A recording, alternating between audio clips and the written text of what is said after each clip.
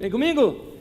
Tema de hoje: Deus me livre de gente ruim. Quem nos ensina isso é Davi, e eu quero começar lendo Atos 13, 22, que diz assim: depois de rejeitar Saul, levantou-lhes Davi como rei sobre quem testemunhou. Encontrei Davi, filho de Jessé, homem segundo o meu coração. Ele fará o que for da minha vontade. Davi é um personagem que vale a pena você estudar a vida dele, conhecer a vida dele, porque ele é muito humano. Ele passa a sua humanidade para a gente de uma maneira que fica fácil a gente compreender. Ele não é do tipo super-herói inalcançável, aquele tipo de personagem no qual você olha assim como se você nunca pudesse chegar lá para ser igual. Ele mostra seus erros, ele revela seus pecados, ele abre seu coração. Se você quiser conhecer sobre a história de Davi, você vai encontrar nos livros de Samuel, nos livros de Crônicas, mas se você quiser saber do coração de Davi, leia os Salmos.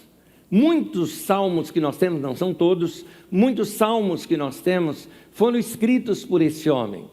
Ele era um poeta por natureza, um homem que no meio da pressão abriu o coração, e ao abrir o coração saiu uma canção. Nossa, até rimou aqui agora. Essa eu gostei. Mas vamos lá. Eu quero ler com vocês um salmo. E nesse salmo eu vou analisá-lo ao longo do nosso ensino de hoje. Salmo de número 56. Salmo 56, o salmo inteiro, eu quero ler aqui com vocês, diz assim: tem misericórdia de mim, ó Deus, pois os homens me pressionam. O tempo todo me atacam e me oprimem. Os meus inimigos pressionam-me sem parar. Muitos atacam-me arrogantemente. Mas eu, quando estiver com medo, confiarei em ti. Em Deus cuja palavra eu louvo, em Deus eu confio, não temerei. Que poderá fazer-me o simples mortal? O tempo todo eles distorcem as minhas palavras. Estão sempre tramando prejudicar-me. Conspiram, ficam à espreita, vigiam os meus passos, na esperança de tirar minha vida. Deixarás escapar essa gente tão perversa? Na tua ira, ó Deus, derruba as nações. Registra tu mesmo o meu lamento. Recolhe as minhas lágrimas em teu odre.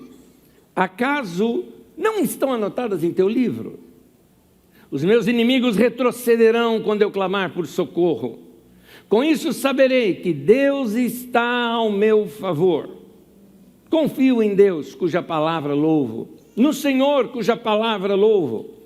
Em Deus eu confio e não temerei. Que poderá fazer-me o homem? Cumprirei os votos que te fiz, ó Deus. A ti apresentarei as minhas ofertas de gratidão, pois me livraste da morte e os meus pés de tropeçarem, para que eu ande diante de Deus, na luz que ilumina os vivos. Amém.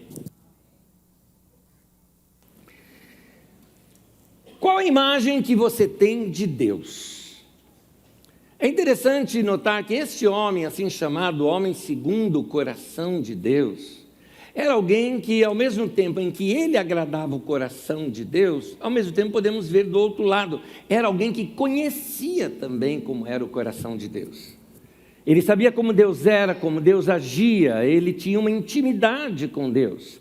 Então, examinando os textos que Davi deixa aqui para nós, dá para a gente conhecer Deus melhor.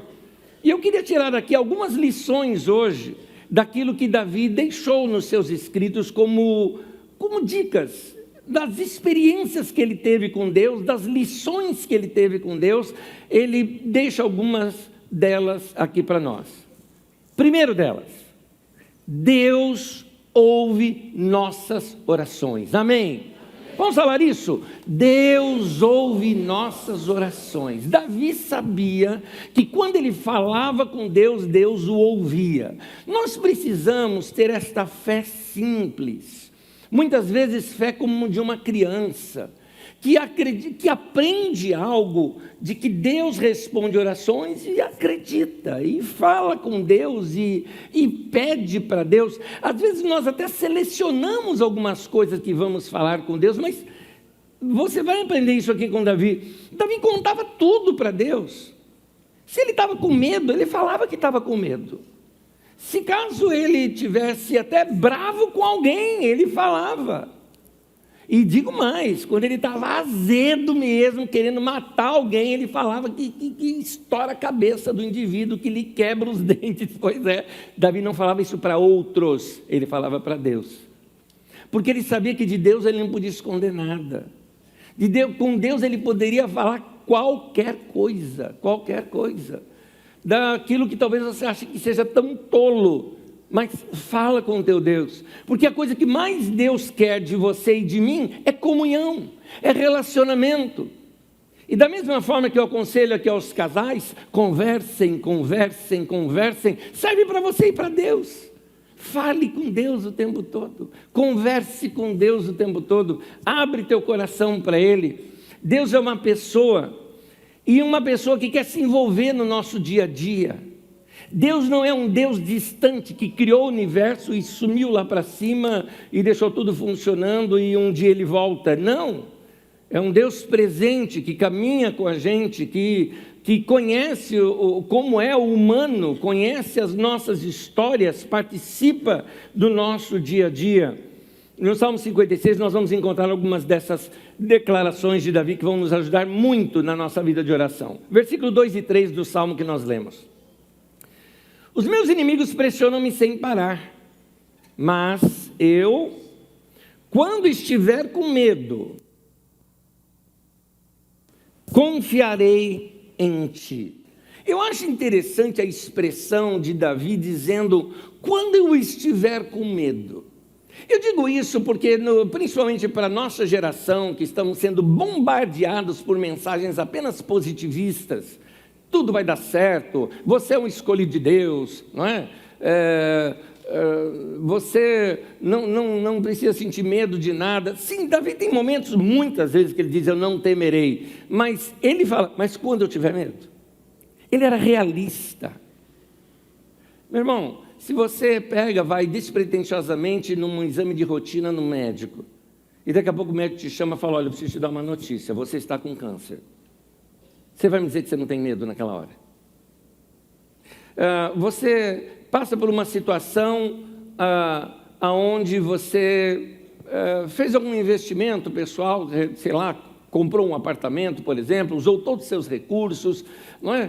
Se preparou para um futuro. Naquela semana, teu chefe te chama e fala, nem é teu chefe, né?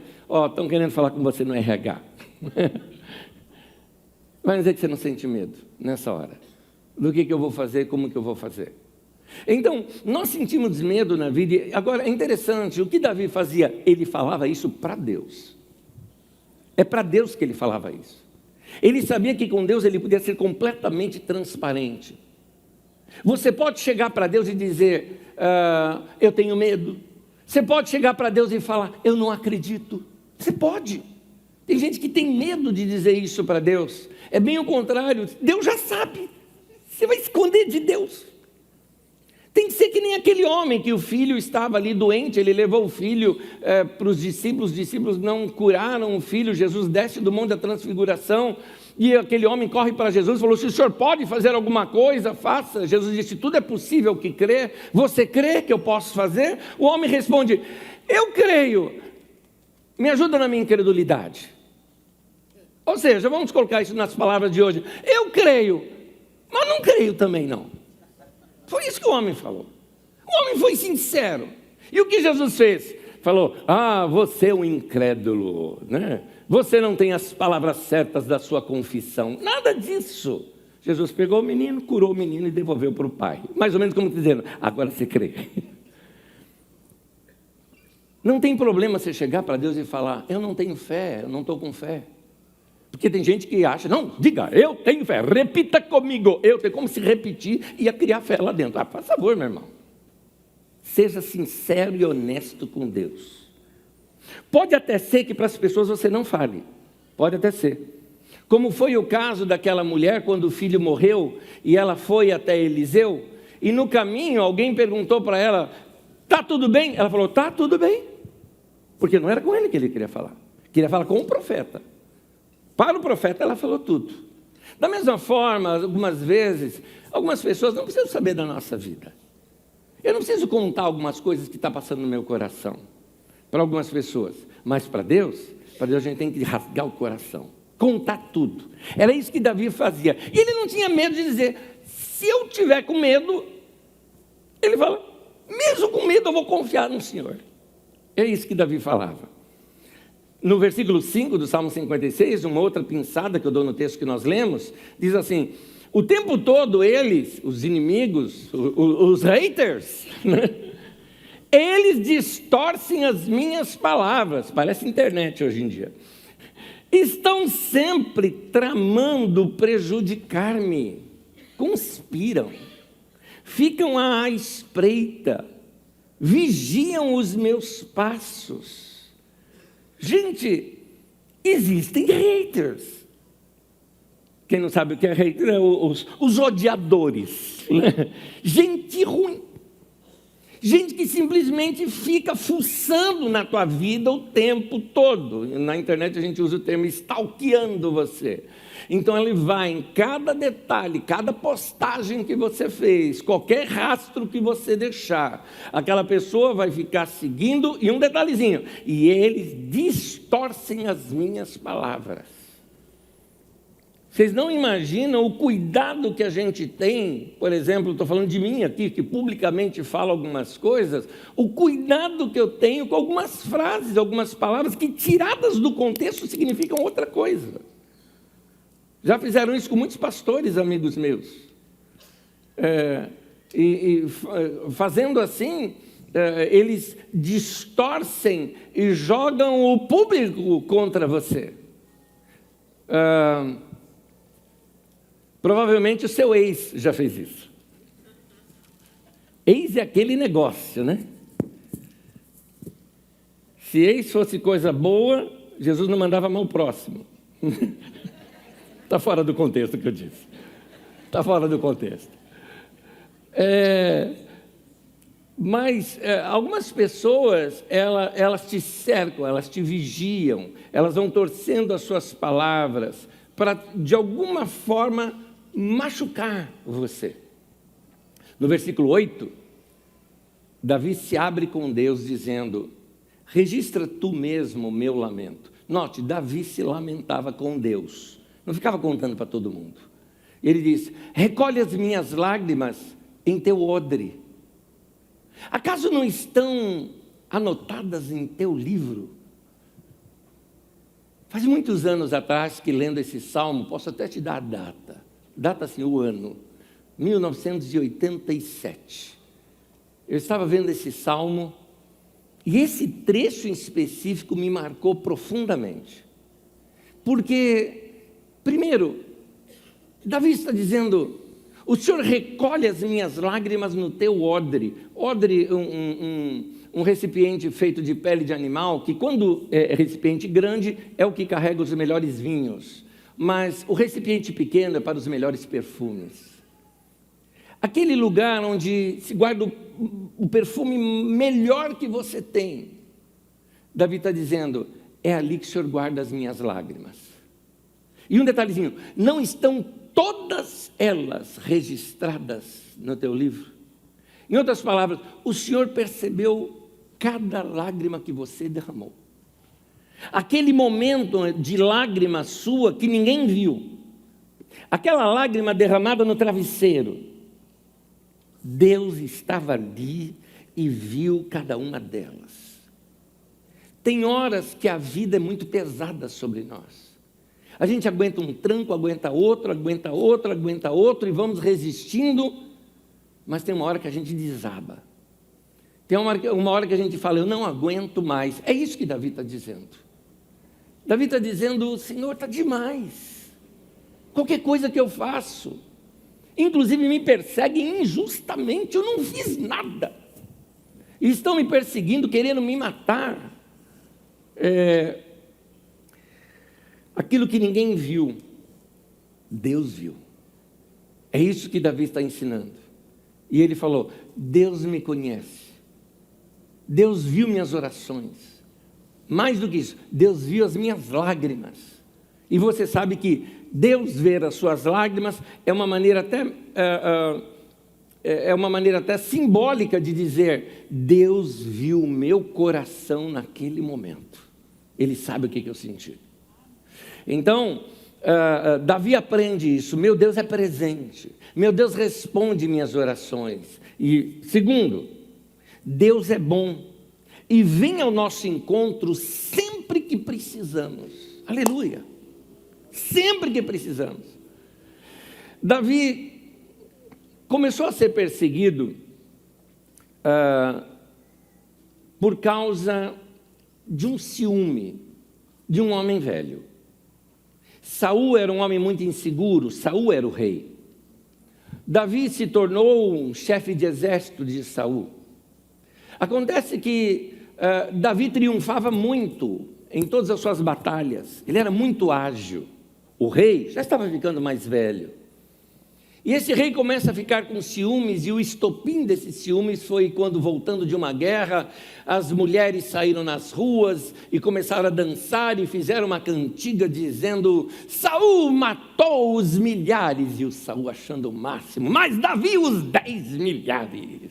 E aí o Saul, peraí. Saul ficou com ciúmes. Ele não se tocou uma coisa, Davi era solteiro. Quem estava cantando eram as moças. Ele não se tocou. Que é óbvio que as moças iam prestar mais atenção no cara solteiro do que no velho casado. Ele não se tocou disso. Mas o ciúme dele, de que ninguém ganhasse uma glória que ele achava que deveria ser só dele, começou simplesmente a perseguir Davi. E aí alguns outros homens, também ciumentos agora, da posição que Davi tinha, e querendo fazer uma média com o rei, se juntaram com o rei e vamos matar esse cara. Um dia fizeram uma conspiração para matá-lo na casa dele. A mulher dele fica sabendo, e deu um toque para ele, falou: estão à espreita aí fora. A hora que você dormir, eles vão invadir a casa e te matar aqui no leito. Foge, e foge agora. Foge agora. Davi meio sem entender aquela coisa toda, vai pelos fundos, sai, foge. E assim, por quê? O que eu fiz? O que eu fiz de errado para quererem me matar desse jeito? Olha a pressão. Qualquer coisa que ele fizesse era desculpa para encontrá-lo e matá-lo. Ele tinha que se esconder, viver em cavernas, fugir para todo quanto é canto. Ele estava sob pressão. Como ele disse aqui, me espreitam, tentam de todas as maneiras me pegar. É isso que ele está falando. E aí eu te pergunto o seguinte, veja bem, quando vem uma pressão muito forte sobre nós, tem uma coisa que ela faz, ela revela o nosso coração. Tem gente que quando recebe pressão, reclama. Tem gente que quando recebe pressão, se afasta. Quando Davi recebeu pressão, fez um salmo. Ele revela o coração dele, a paixão dele por Deus. Um outro salmo de Davi, feito nesse momento, diz assim, eu apenas coletando aqui alguns versos desse salmo, Salmo 59, diz assim: vê como ficam à minha espreita. Homens cruéis conspiram contra mim, sem que eu tenha cometido qualquer delito ou pecado, ó Senhor. Mesmo eu não tendo culpa de nada, eles se preparam às pressas para atacar-me. Levanta-te para ajudar-me. Olha para a situação em que me encontro. Mas tu, Senhor, vais rir deles. Caçoarás de toda aquela gente. Ó tu, minha força, por ti eu vou aguardar. Tu, ó Deus, és o meu alto refúgio, o meu Deus fiel. Uma outra tradução diz: o meu Deus com a sua bondade virá ao meu encontro e permitirá que eu triunfe sobre os meus inimigos. Eu acho lindo isso, porque ele diz assim: meu Deus vai vir no meu encontro. É isso que ele vai fazer. O meu Deus irá no meu encontro. Deus luta por nós quando nós somos inocentes. Se você permanecer na palavra de Deus, se você andar com o Senhor, eu não te prometo que você não vai ter problema e que você não vai ter inimigos. Se você andar na palavra de Deus e ser fiel ao Senhor, eu não te prometo que você não vai passar por situações onde pessoas vão distorcer as suas palavras. Não é isso que eu estou te prometendo, mas eu te prometo, baseado na palavra de Deus, uma coisa: Deus vai lutar as suas causas, Ele vai tomar isso para si, Ele vai guardar você e vai guardar a sua vida, Deus vai te livrar de gente ruim. Perseguido por Saul,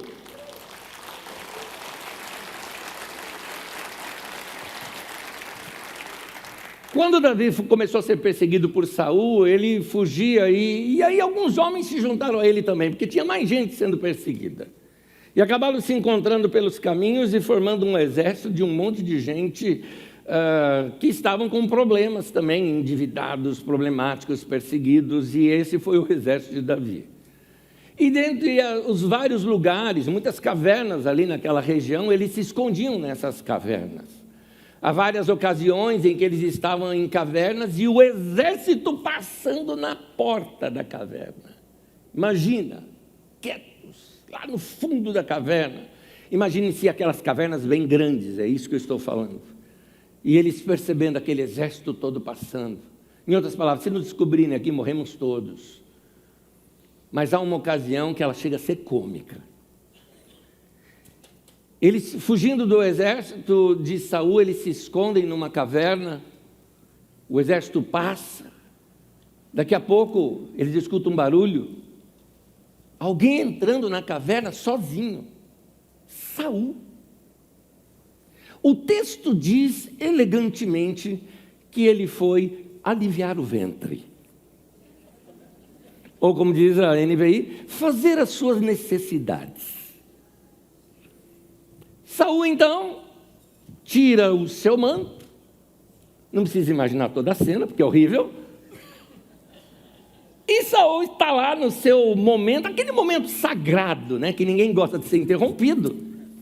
Agora você imagina os caras que estavam com Davi, e assim, Davi, Deus entregou Saul nas tuas mãos, vai lá e ó, mata.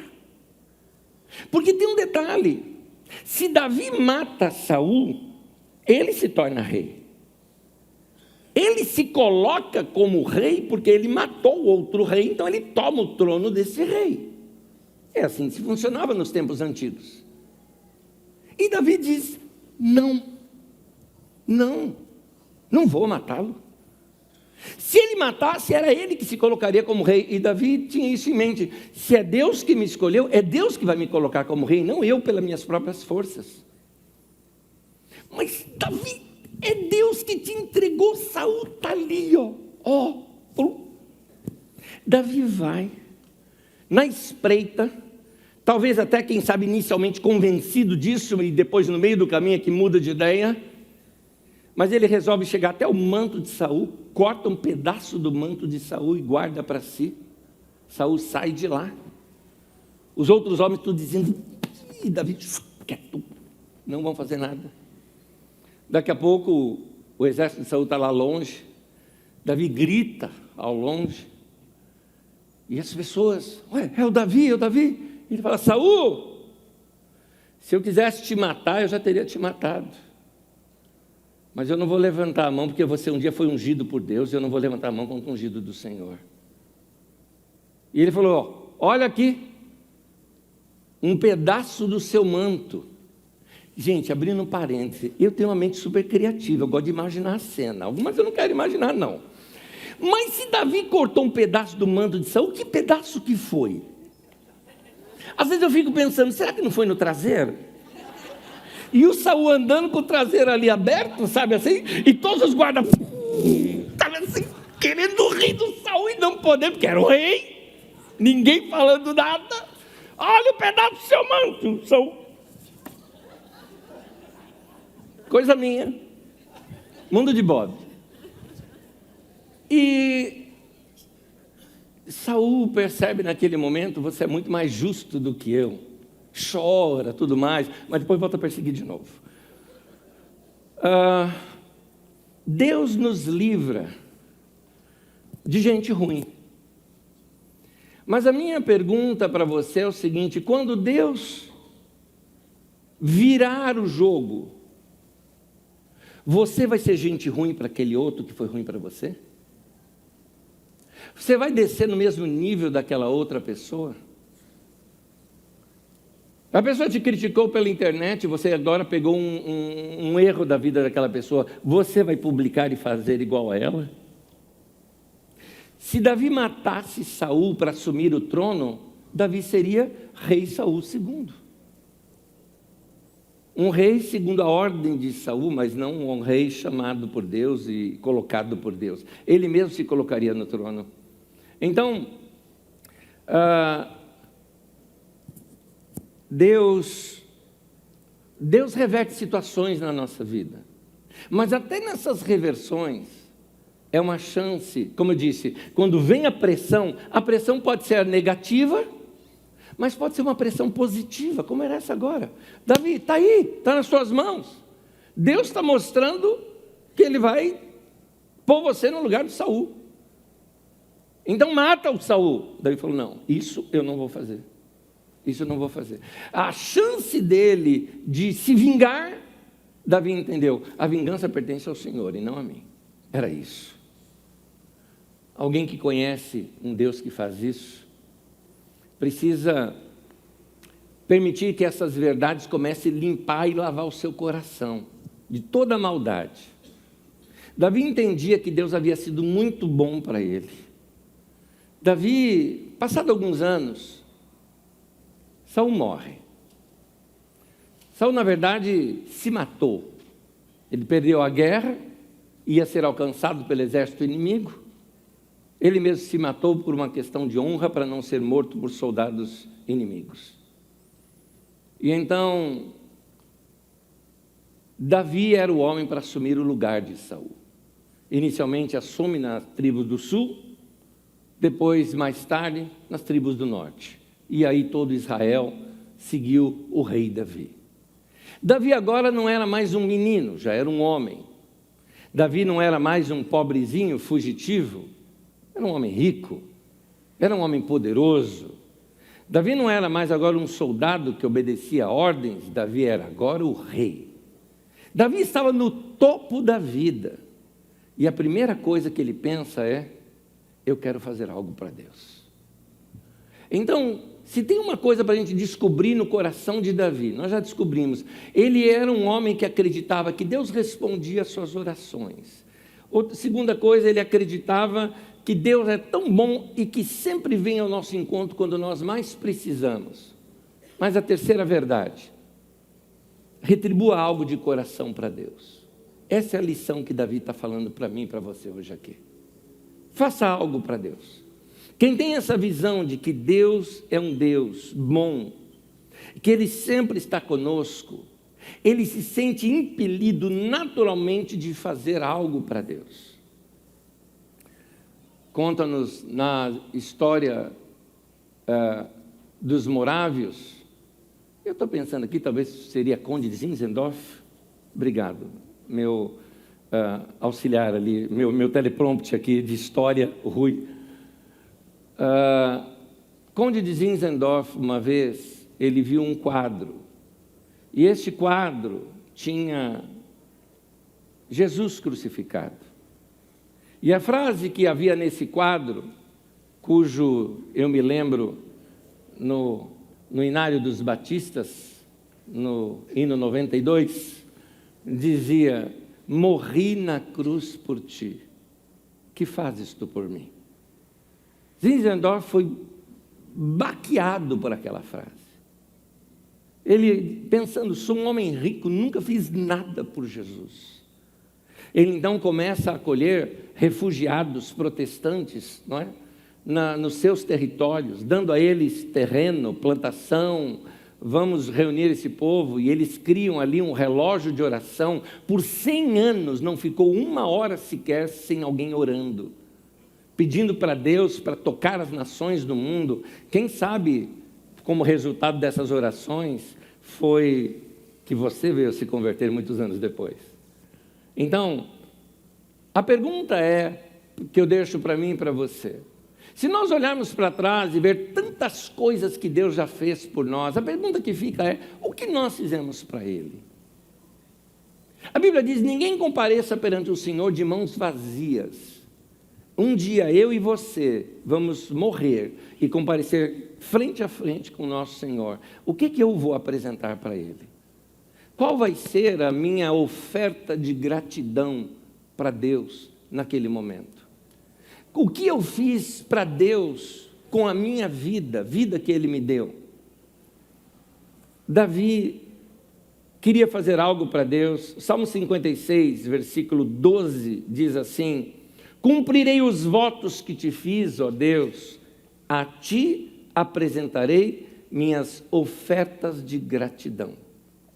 Assim que ele assume como rei, uma das coisas que Davi faz é que ele percebe que a arca da aliança, lá dos tempos de Moisés, que caminhava com o povo no deserto, que era o símbolo da glória de Deus, tinha sido roubada pelos filisteus e depois trazida ali pelas arredores ali de Israel, mas estava na casa de um homem. Davi fala: nós vamos buscar essa arca e vamos trazê-la para o centro, para a capital, para o local principal, que era Jerusalém. E tem mais: Davi traz a arca, faz um cortejo com a nação inteira, ele envolve a nação toda em adoração a Deus, num grande cortejo. Ele mesmo vem dançando na frente da arca, ele mesmo fez instrumentos musicais para serem tocados diante da arca, ele introduz a música na adoração. Até então você não tem música na adoração. Nesse momento em diante, a música entra como parte da adoração, e aquela arca que ficava confinada numa tenda que somente ali Moisés ou Arão tinha acesso a ela, ou quando ela vinha em público em momentos de guerra nos ombros dos levitas, agora era colocada numa grande tenda aberta, na qual o povo todo em procissão passava ali pela arca, via a arca da aliança e adorava a Deus, cantando cantos que Davi havia feito para serem cantados naquelas procissões.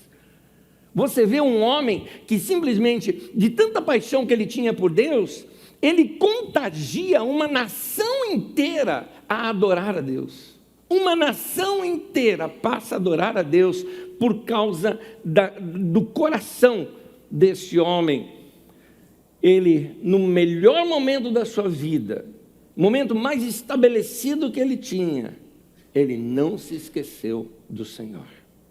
Que seja assim na minha vida e na sua também, porque Deus vai nos livrar dos nossos inimigos, Deus vai ouvir as nossas orações, Deus vai vir ao nosso encontro em momentos de necessidade, mas vai ter momentos na sua vida que você vai falar: meu Deus, eu não mereço tanta bênção assim na minha vida, e nessas horas Deus diz: não se esqueça de mim nesse momento também.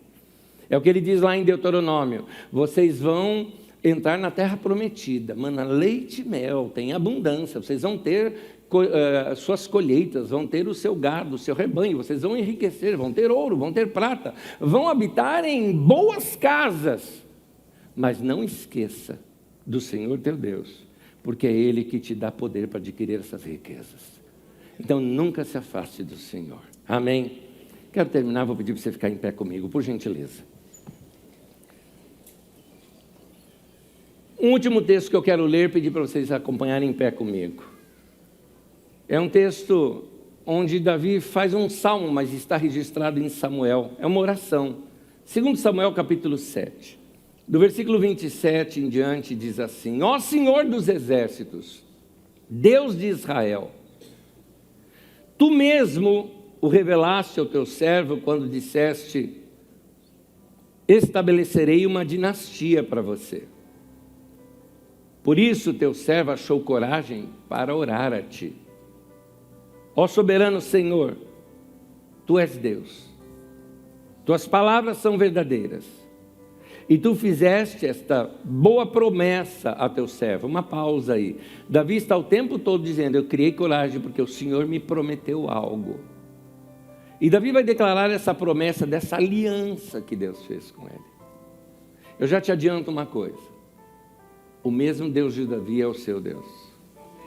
E a aliança que ele fez com Davi, presta atenção, Deus tem essa aliança com você também. Olha o que Davi diz, que é o que implica nessa aliança com ele. Agora, por tua bondade, continua o texto para mim, por gentileza. Agora, por tua bondade, abençoa a família de teu servo, para que ela continue para sempre na tua presença. Tu, ó soberano Senhor, o prometeste, e abençoada por ti, bendita será para sempre a família do teu servo. Põe tua mão no peito aqui. Repete isso comigo. Bendita será para sempre a família do teu servo. Vamos juntos. Bendita será para sempre a família do teu servo. Essa é uma promessa de Deus, que os nossos filhos, nossa descendência, vai ser uma descendência abençoada por Deus. Ele não falha nas suas promessas. Senhor, eu quero te agradecer, porque tua palavra vai se cumprir na nossa vida. O Senhor virá ao nosso encontro. O Senhor vai recolher nossas lágrimas no teu odre. O Senhor vai nos abraçar, vai cuidar de nós. O Senhor vai nos livrar de gente ruim. O Senhor vai cuidar da nossa família, da nossa casa, do nosso futuro. O Senhor há de estabelecer algo forte, grande na nossa vida. Obrigado, Senhor. Um Deus como o Senhor nos constrange com tanto amor. Um Deus como o Senhor só gera em nós cada vez mais admiração pelo Senhor. Recebe, Senhor, a adoração deste povo que te admira e que te ama. Em nome de Jesus. Ao nosso Deus, a nossa admiração, o nosso louvor, a nossa celebração, a nossa gratidão a Ele. Bom é o Senhor.